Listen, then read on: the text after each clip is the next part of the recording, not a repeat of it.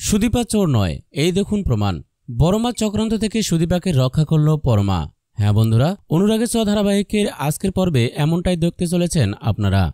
কুন্তলা সুদীপাকে কোনোভাবেই বাড়ি থেকে সরাতে না পেরে অংশুকে তার কথা মতো কাজ করার পরামর্শ দেয়, যাতে সুদীপাকে তাড়ানো যায়। অংশু রাজি হলে কুন্তলা বোঝে যে সুদীপাকে এত সহজে তাড়ানো সম্ভব নয়, বিশেষত রূপাও এখন এসেছে।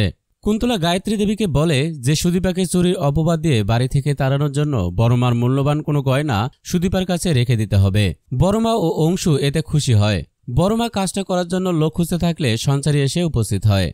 বড়মা মনে মনে ঠিক করে যে সঞ্চারীকে দিয়ে কাজটা করাতে হবে এবং তাকে একটা হার দিয়ে সুদীপার ব্যাগে আউট হাউসে রেখে আসতে বলে। সঞ্চারী সেই কাজ করে দেয়। এরপর সকালে আউট হাউসে এসে চিৎকার চেঁচামেচি শুরু করে। আদিত্য ও সুদীপা বেরিয়ে এলে বড়মা জানায় যে তার গয়না চুরি হয়েছে এবং সুদীপার উপর তার সন্দেহ হয়। আদিত্য প্রতিবাদ জানালেও বড়মা সুদীপার ব্যাগ চেক করার দাবি করে।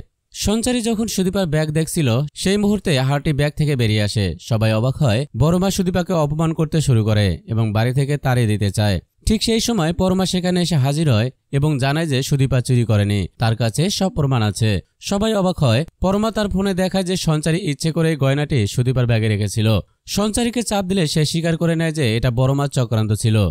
তো বন্ধুরা, তোমরা কি চাও পরমা প্রমাণ করে দিক যে সুদীপা চুরি করেনি এবং বড়মার চক্রান্ত বানচাল হোক? কমেন্ট করে জানাও তোমাদের মূল্যবান মতামত। আর হ্যাঁ, তোমরা যদি আমাদের চ্যানেলটিতে নতুন হয়ে থাকো তাহলে অবশ্যই আমাদের চ্যানেলটি সাবস্ক্রাইব করো।